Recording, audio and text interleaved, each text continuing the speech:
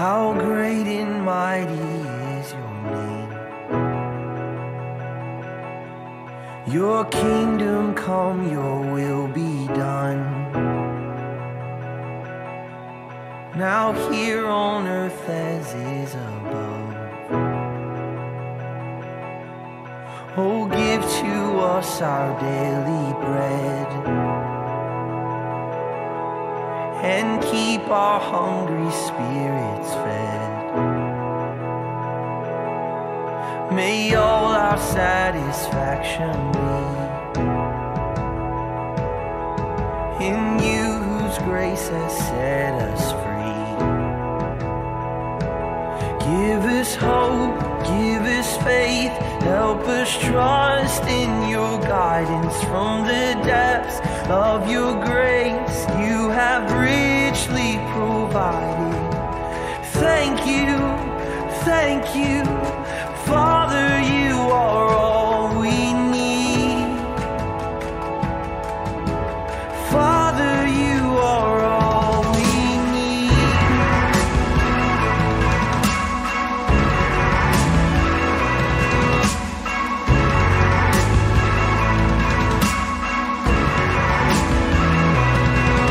Forgive us all our trespasses,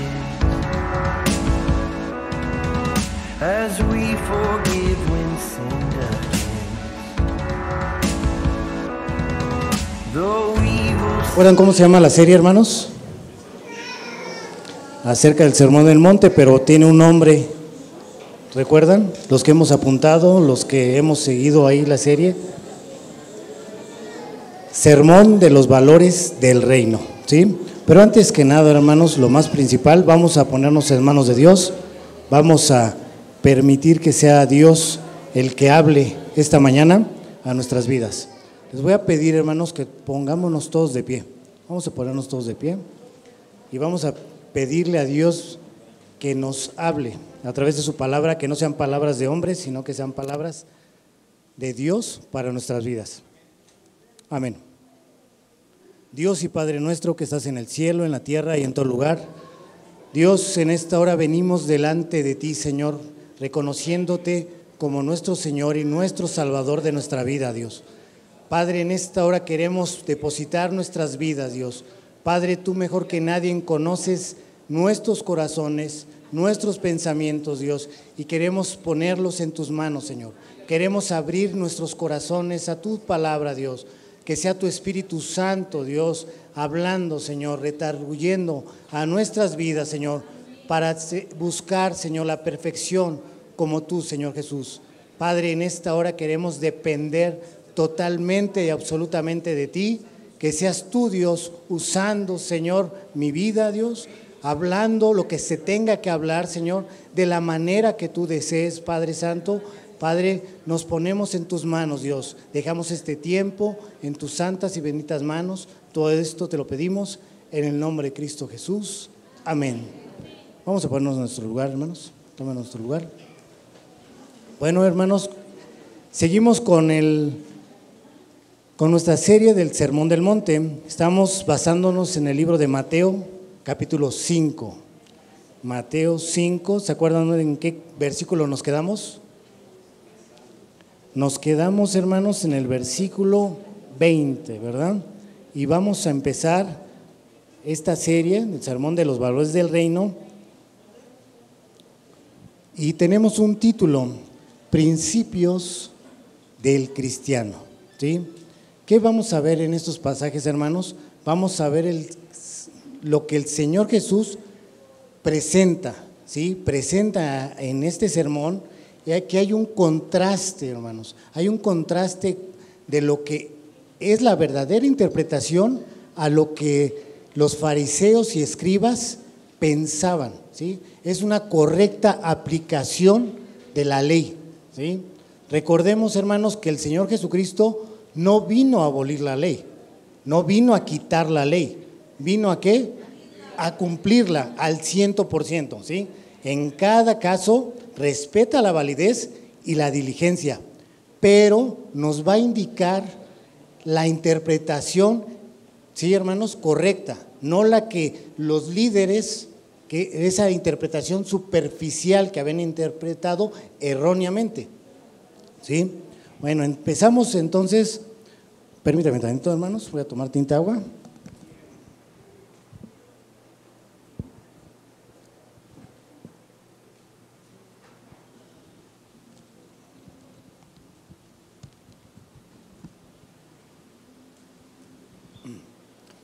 Con esos cambios de clima, la garganta luego lo resiente.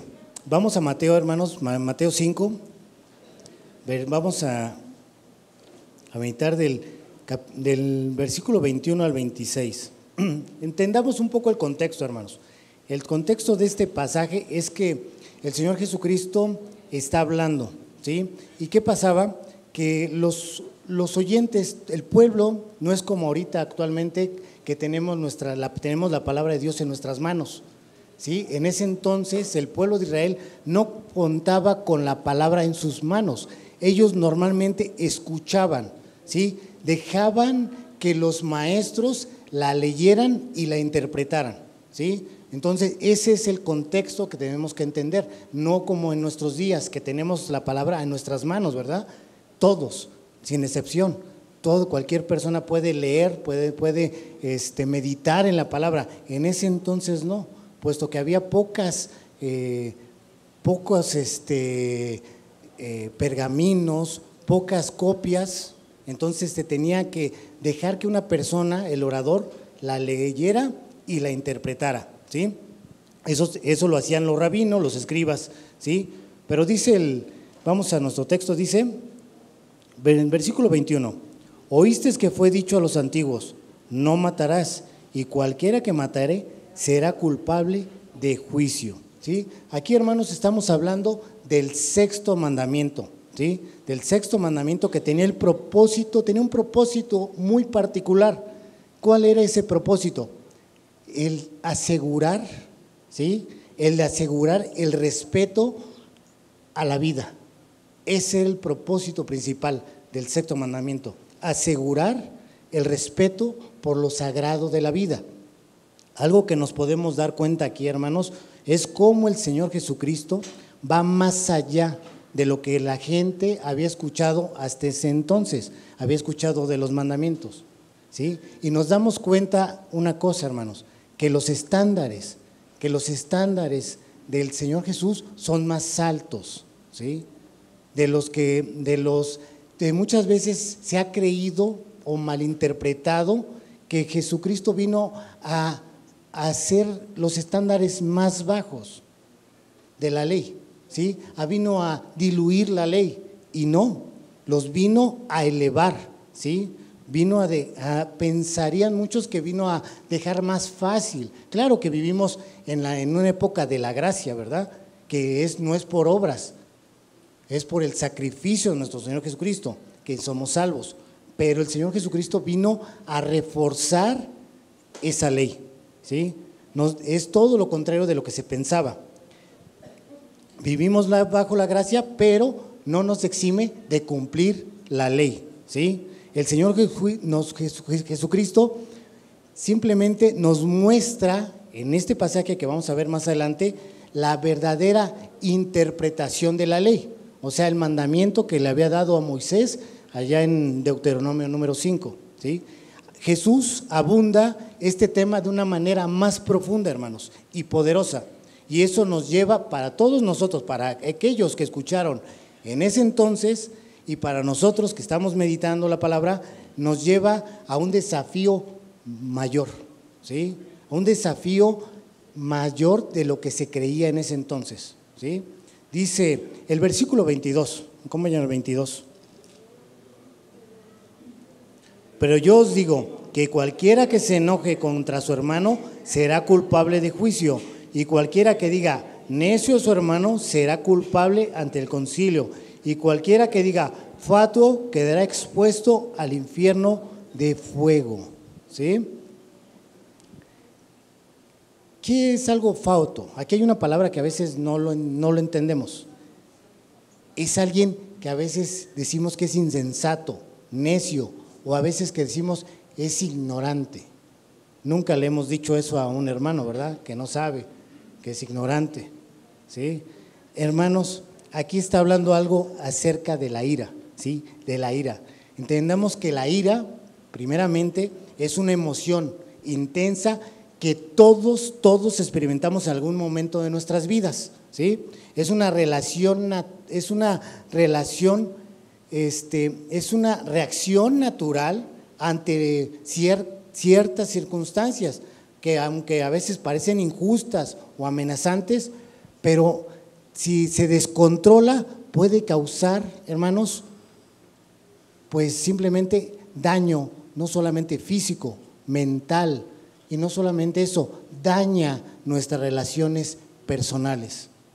La ira, hermanos, puede ser que perdamos el control de nosotros mismos, ¿sí?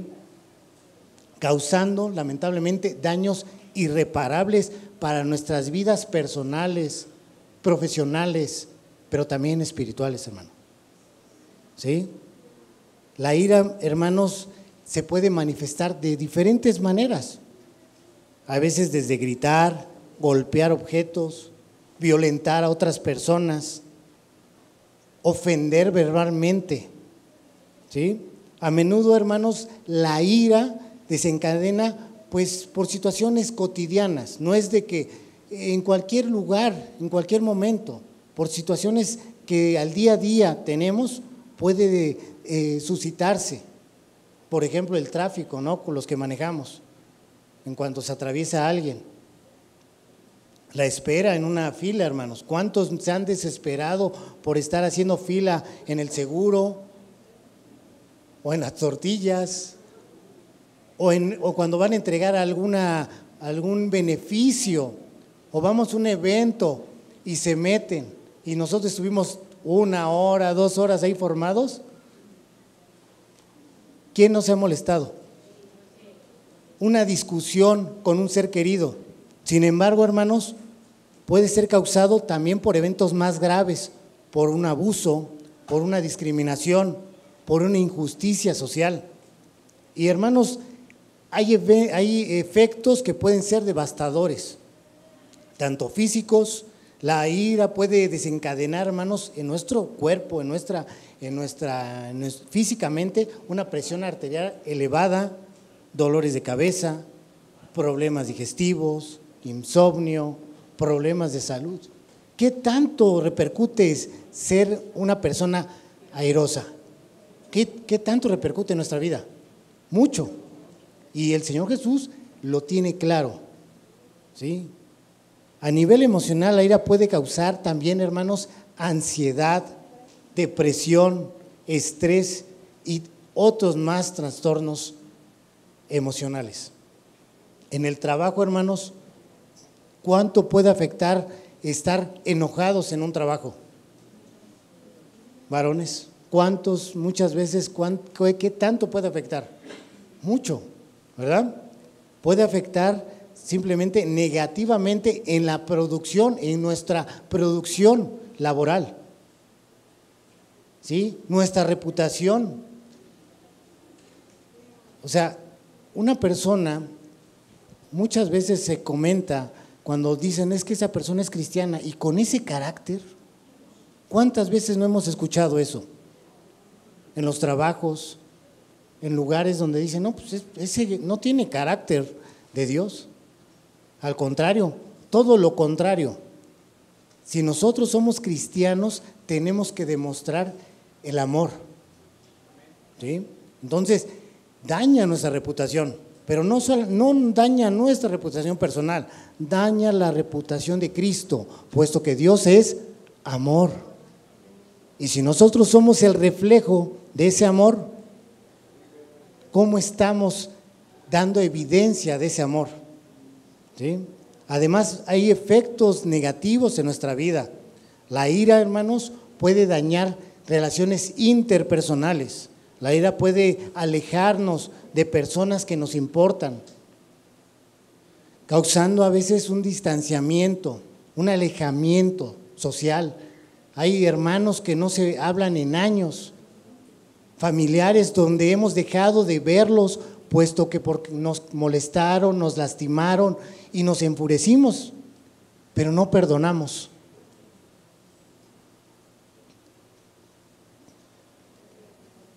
Puede causar mucho conflicto mantenerse enojado. Rupturas de amistades, familiares. En el peor de los casos, hermanos, la ira puede llevar a una violencia mayor y a una acción criminal también. Pregúntele a Caín. La ira muchas veces, hermanos, es la antesala de un crimen. Una ira descontrolada puede hacer que las personas pierdan el juicio, actúen de una manera impulsiva, ¿sí?, sin considerar muchas veces las consecuencias de sus acciones. Esto puede resultar en acciones violentas, dañar hasta propiedades. Estamos ahorita ejemplo de una reacción del tráfico, de aquellos que manejamos. ¿Cuántas veces hemos visto videos de personas que por el simple hecho de incorporarse a un carril se bajan, dañan la propiedad privada, se baja el otro individuo, le contesta y se genera una pérdida hasta de vida por no saberse controlar, ¿sí? Puede resultar algo violento y a delitos graves. Por eso el Señor Jesucristo nos habla acerca de eso. Es importante tener en cuenta que la ira en sí misma, hermanos, no siempre necesariamente es mala, o sea, no siempre, pero no es mantenerse enojado todo el tiempo, porque a veces puede ser el resultado a una respuesta natural, ¿no? Por una causa de estrés, por una amenaza, cuando están amenazando nuestra integridad, pues sale el coraje, ¿sí?, a defender lo nuestro, a defender a los nuestros. Sin embargo, es crucial, hermanos, aprender a manejar la ira de una manera efectiva, ¿sí?, para evitar todos esos efectos negativos que pueden tener en nuestra vida. ¿Sí? Hay bases bíblicas, hermano, acerca de eso. El Señor Jesucristo lo sabía, por eso se los decía que ellos habían escuchado anteriormente. Y les voy a pedir que busquemos Proverbios 15, 18.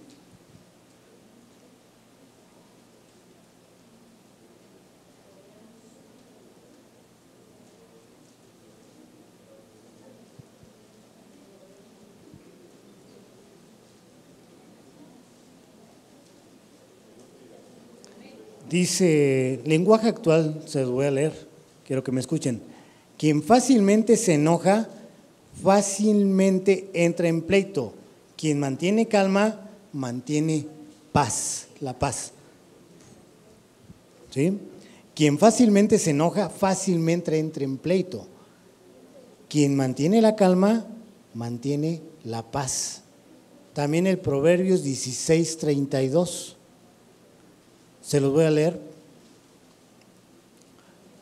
Dice, mejor es el que tarda en airarse que el fuerte, y el que se enseñorea de su espíritu que el que toma una ciudad. Proverbios 29, 22.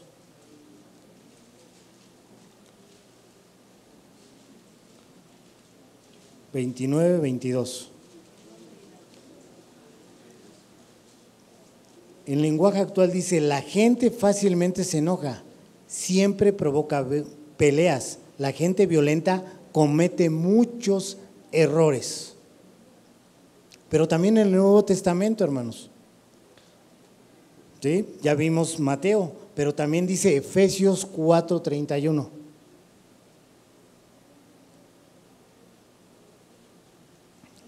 Efesios 4:31.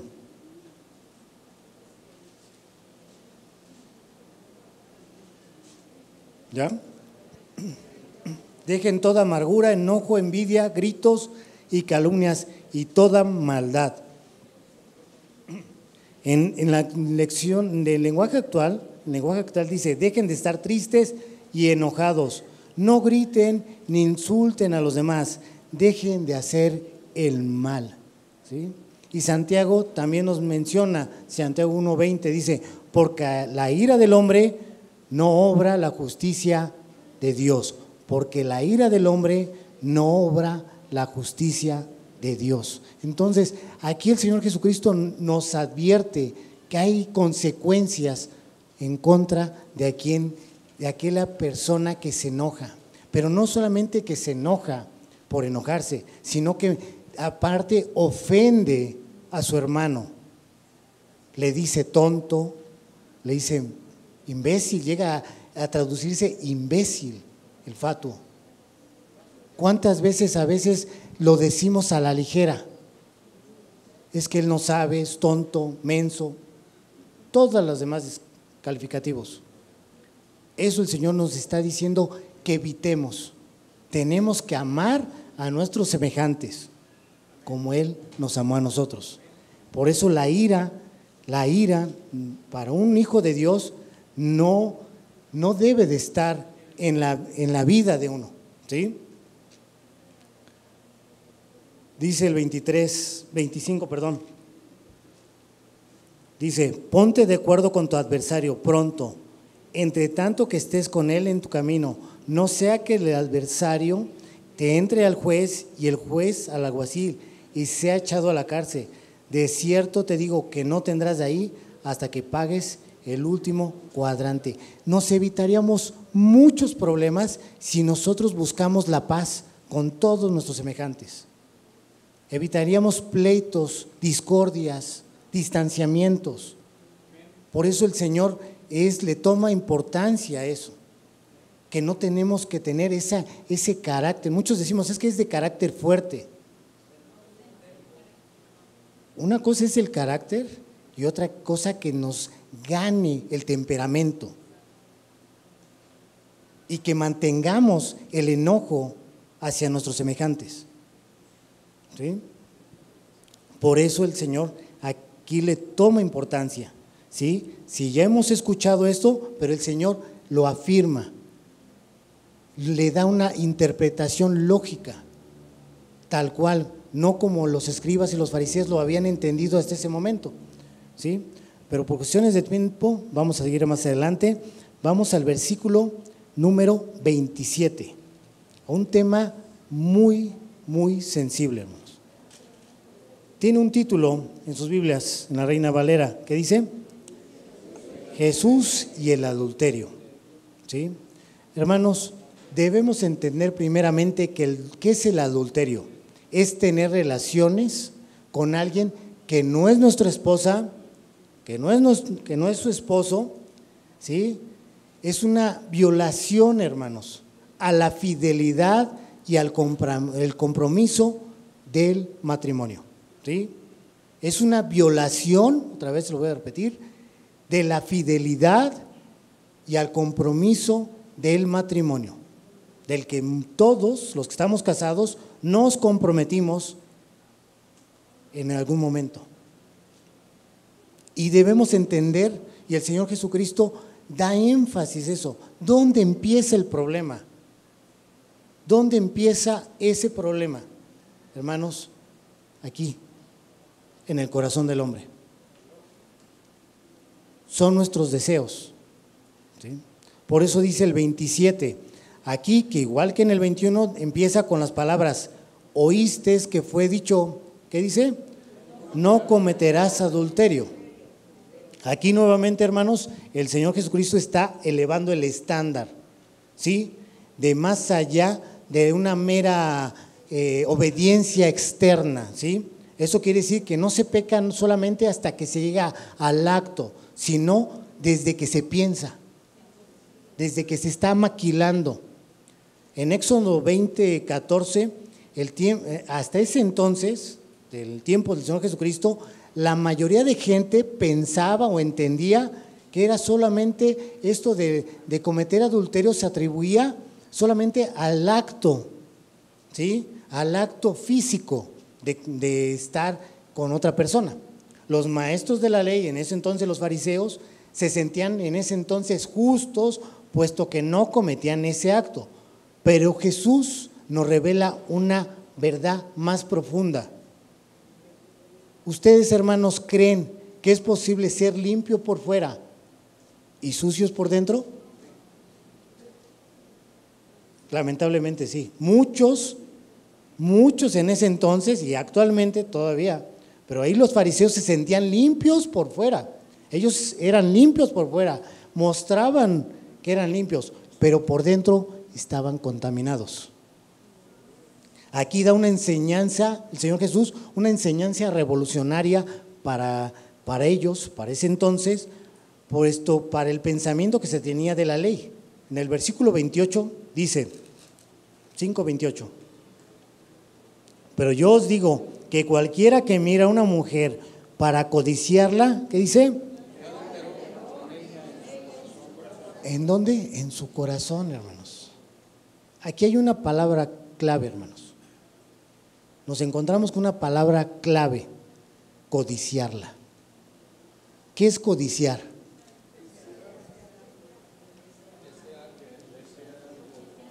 Hay una definición, hermanos. Es desear, no solo notar la belleza, porque puede ser que se admire una belleza, pero dice, no solo es mirar, ¿sí? No es notar que alguien está atractivo, es mirar con deseo ilícito, con la intención de poseer, de hacerlo, su pertenencia. Lo que nos dice el Señor es que la fuente de todos nuestros actos está en nuestros corazones y en nuestras mentes. La batalla, hermanos, la batalla por la pureza de un cristiano se gana y se pierde ahí, en nuestros corazones y en nuestras mentes. Entonces, hermanos, tenemos que entender que nuestros pensamientos y nuestros deseos tienen un peso delante de Dios, muy importante. Pero para algo radical hay que hacer algo también radical. Hay una medida radical. Nos dice el versículo 29 y 30. Por lo tanto, si tu ojo derecho te es ocasión de caer, sácalo y échalo de ti, pues mejor te es que pierda uno de los miembros y no de todo su cuerpo. Se echa al infierno. Dice el 30, y si tu mano derecha te es ocasión de caer, córtala y échala de ti, pues mejor te es que se pierda uno de tus miembros y no todo tu cuerpo sea echado al infierno. Entonces, ¿cuántos tuertos, mancos estaríamos aquí? ¿Ustedes creen que está hablando el Señor aquí literalmente? Aquí tenemos en el lenguaje literario una hipérbole, hermanos. Aquí tenemos una expresión. ¿Qué es una hipérbole? ¿Sí? Es exactamente, dice mi hermano, dice, es donde hay una exageración, pero con una intención. ¿Sí? ¿Sí? Que no pretende ser literal, sino que trata de transmitir una idea con mayor intensidad y busca crear un impacto, ¿sí? Expresar una emoción con mayor fuerza. Por eso aquí el Señor Jesucristo dice, si te es, quítate el ojo, quítate la mano, ¿sí? Pero el Señor Jesús no nos está diciendo que literalmente nos quitemos, porque nos mataríamos. Pecamos con nuestras manos, con nuestros ojos, con nuestra mente, con los pies, porque caminamos hacia el pecado, ¿verdad? Entonces, no. Regresando al texto, lo que el Señor Jesús nos quiere decir es que si hay algo en nuestra vida, incluso algo tan importante como un ojo, no como tal, pero sí hay aparatos que empezamos a chatear con una amiga, empezamos a comunicarnos con alguien que no sea nuestra esposa y nos empezamos a mandar cariñitos, sentimientos, emojis que nos llevan al pecado. ¿Qué tenemos que hacer? Deshacerlos de ellos. No quiere decir que vamos a tirar el teléfono, ¿verdad? Ahorita es una herramienta, pero sí tenemos que evitarlo, ¿sí? Tenemos que quitarlo de nuestra vida, todo aquello que nos provoca que busquemos o que nuestra mente empiece a buscar hacer lo malo. ¿Se imaginan cuántos tuertos estaríamos ahorita? ¿Sin una extremidad? No, hermanos, no se trata de eso.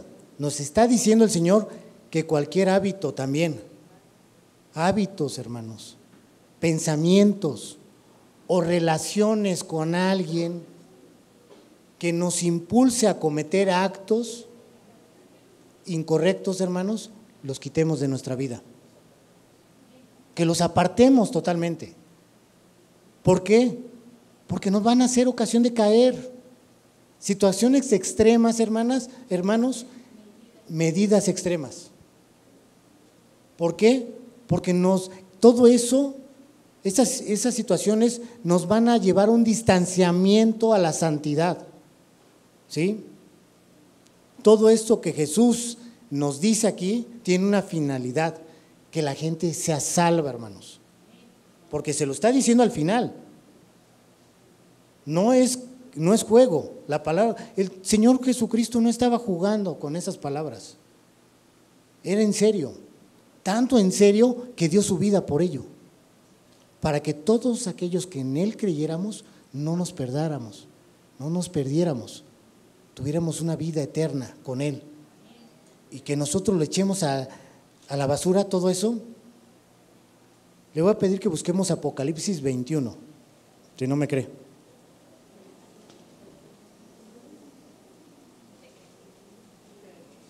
Versículo 8.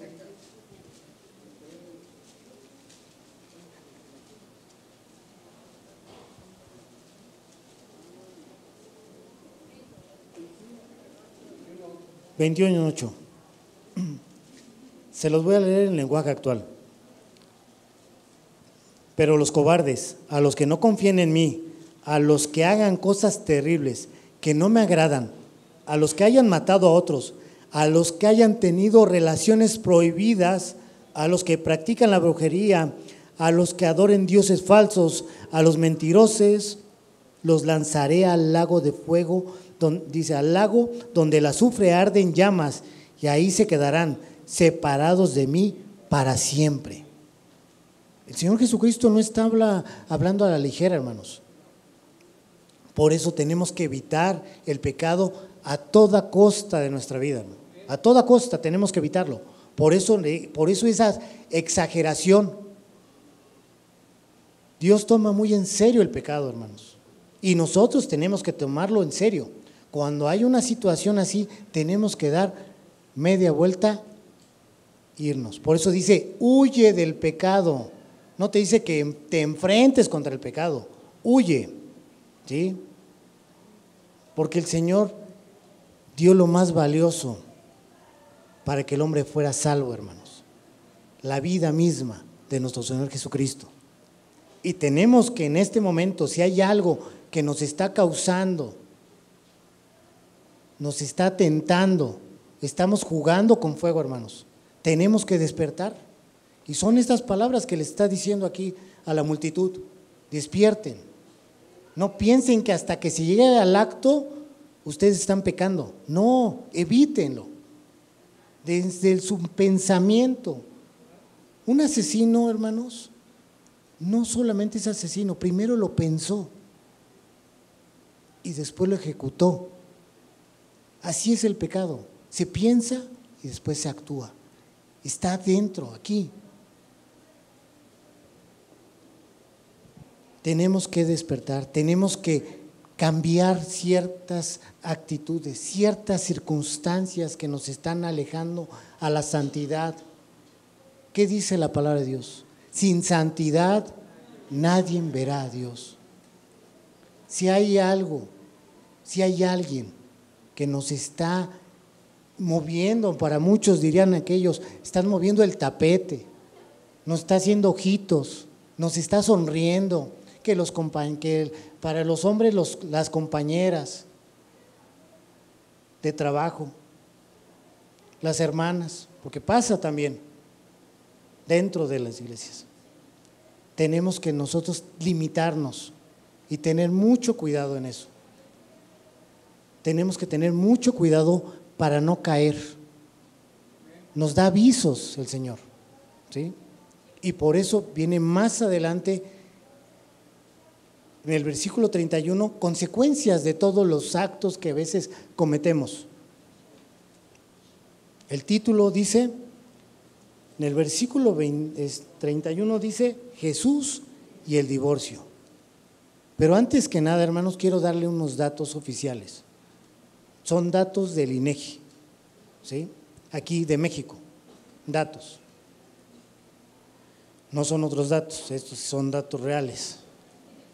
En México, hermanos, por cada 100 matrimonios se registran 33 divorcios. 33 divorcios. Y esos son los que se registran. Hay muchas parejas, puesto que no, que viven en unión libre, no están registrados que están casados. Pero estos son de los que están registrados, 33% se divorcian. ¿Por qué creen que se divorcia la gente? ¿Por qué creen que llega a ese extremo? Por no buscar la santidad. Bueno, no conocen a Dios, muchos de ellos, pero hasta en los senos cristianos, hermanos, hasta en el seno cristiano hay mucha separación y infinidad de circunstancias, por la incompatibilidad de caracteres, por una falta de afinidad a los desacuerdos, ¿sí? Por desacuerdos constantes, dicen, porque nuestra manera de vivir ya no es la misma, él quiere una cosa, yo quiero otra, ¿sí? Por la infidelidad, hermanos. La gran mayoría es por eso. La infidelidad y el adulterio son las causas más comunes de divorcio. Y esto ocasiona, hermanos, una pérdida de confianza en la pareja y un resentimiento en los cónyuges. Se lastima, se hiere, se pisotea el trato que se tenía, un acuerdo que se había tenido. También, lamentablemente, hay una separación, hay divorcios por esa violencia familiar, una violencia no solamente física, hermanos, también hay violencia emocional, psicológica, verbal, ¿sí? Que eso puede ocasionar la separación de una pareja. Tenemos que tener ese cuidado de la manera en que nos dirigimos a nuestra pareja. Lamentablemente también por el abandono, no solamente porque la persona se va, sino porque un falto de compromiso a las responsabilidades familiares. Como varones tenemos una responsabilidad, proveer y proteger, cosa que muchos se han dejado en manos de la mujer. Han destinado eso que nos correspondía a nosotros en manos de la mujer. También, hermanos, lamentablemente, ¿por qué se divorcia la gente? Por diferencias culturales, pero también religiosas. El yugo desigual, hermanos, es un gran factor. Es un gran factor para muchas familias terminen separándose.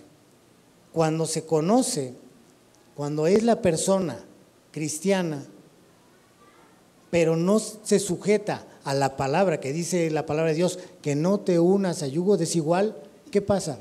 Cuando sigue en su corazón. El Señor nos anticipa, hermanos. ¿Por qué no nos debemos unir a un yugo desigual?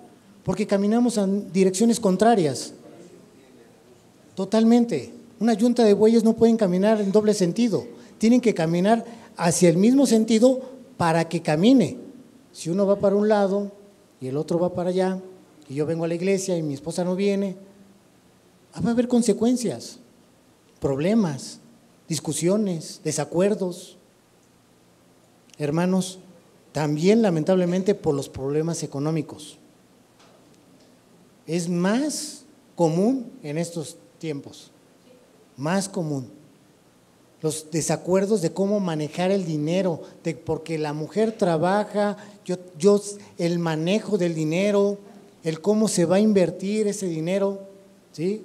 Eso puede provocar y genera tensión en una pareja. Cuando no se ponen claras las cosas, cuando no ponen a Dios en primer lugar, cuando se depende de un bien, cuando se depende y se cree que nuestra dependencia es por nuestra cuenta del banco, por cuánto tengo, en qué posición estoy, en qué lugar de trabajo yo trabajo, y el hombre, a lo mejor hay momentos donde la mujer ahorita actualmente gana más que el varón. El varón se siente menospreciado, la mujer siente que ella merece más.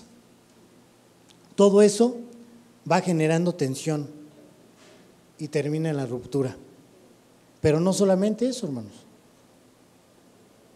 La adicción, las adicciones. Hermanos, el consumo de alcohol, de drogas, hacen que la pareja se distancie, hace que se rompan el seno familiar, porque no hay una estabilidad emocional, al contrario, hay una inestabilidad emocional. ¿Y qué sigue? La violencia que va de la mano con los problemas de la drogadicción y el alcoholismo. ¿Sí? También, lamentablemente, a través de estos últimos tiempos, hubo esto más en el 2020, que a través de las enfermedades, muchas personas, a través del COVID, muchas personas se separaron. No recuerdo, ahí sí no tengo el dato, hermanos, pero hubo una alza en la tasa de divorcio, de separación. ¿Por qué? Porque hubo una convivencia constante en el seno familiar. Y la gente ya no tenía esa convivencia sana con su pareja. Se sentían asfixiados porque no estaban acostumbrados a convivir todo el día, todos los días, con su pareja. Las familias se dieron cuenta que necesitaban un espacio más grande. Matrimonios se tenían que dormir separados porque decían que ya no se soportaban. Entonces el Señor Jesucristo entiende perfectamente bien. Y para el Señor Jesús, para Dios, es importantísimo el matrimonio. Si no, vamos a Génesis 2. Génesis 2:23.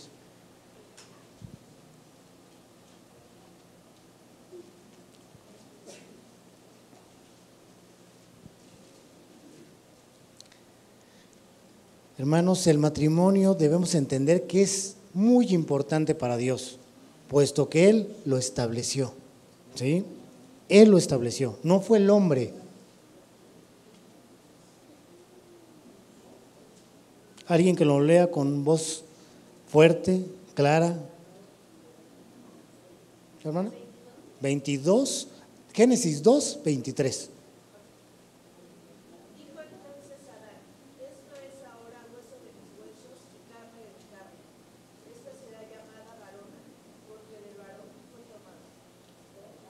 Así es. Desde el 22 dice: de esta costilla Dios hizo una mujer cuando Dios se la llevó al hombre. Lenguaje actual se lo estoy leyendo. Dijo: esta vez tengo a alguien que es mi carne de mi carne, hueso de mis huesos, la llamaré hembra porque Dios la sacó del hombre. Hermanos, el Señor ve la relación de Cristo y la iglesia como un matrimonio. Lo escenifica así. ¿Sí? Vamos a Efesios 5:25.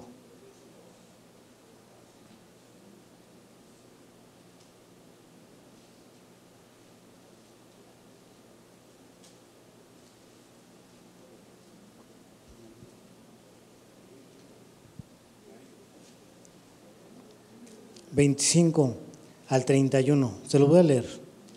Los esposos deben de amar a sus esposas, así como Cristo amó a la iglesia y dio su vida por ella.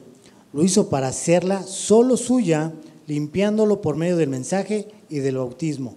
Cristo quiso regalarse a sí mismo una iglesia gloriosa, apartada del mal y perfecta, como un vestido sin una sola arruga ni una sola mancha, ni nada parecido. El esposo debe amar a su esposa, así como ama su propio cuerpo. El hombre que ama a su esposa se ama a sí mismo, porque nadie desprecia su propio cuerpo, al contrario, lo alimenta y lo cuida, del mismo modo que Cristo cuida a la iglesia. En realidad, cada uno de nosotros forma parte de la iglesia, que es el cuerpo de Cristo. Dice la Biblia, por eso el hombre deja a su padre y a su madre y se une a su mujer para formar un solo cuerpo. ¿Sí? Llama, hermanos, aquí llama el Señor a los varones, a todos los varones nos llama ¿a qué? Amar a nuestra esposa, amar.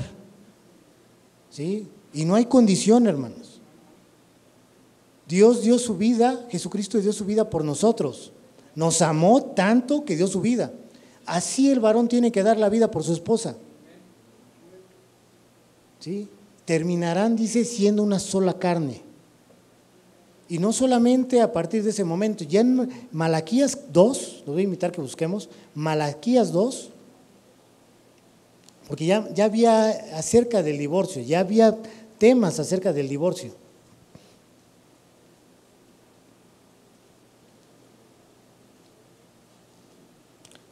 Malaquías 2, 14, 16.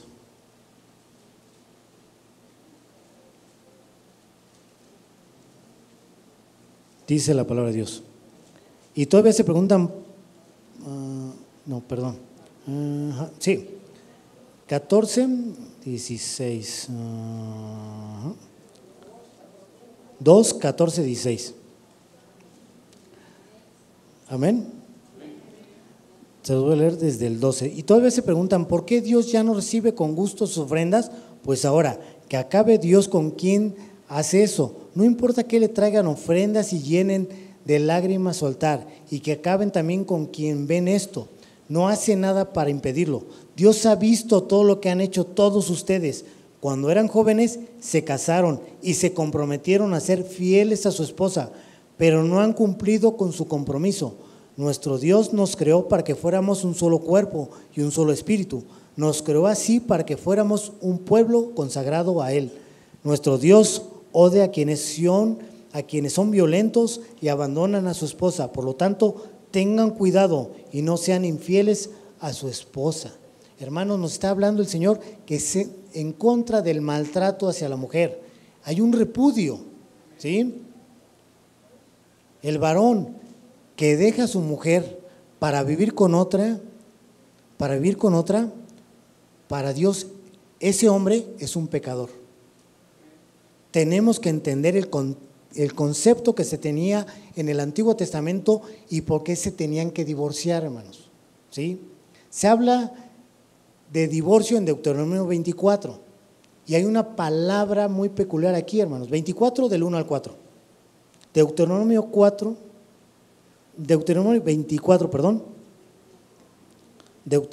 24 del 1 al 4. Acerca del divorcio, Moisés dijo, si un hombre se casa y más tarde encuentra a su esposa algo indecente, podrá divorciarse de ella. Para hacerlo debe entregarle una carta de divorcio y la despedirá de su casa. Si esa mujer se casa después con otro hombre y el nuevo esposo también se divorcia de ella o se muere, el primer esposo no podrá volverse a casar con ella. Aquí hay una palabra de indecente. Eso quiere decir que se ha desnudado, que se le ha visto su cuerpo.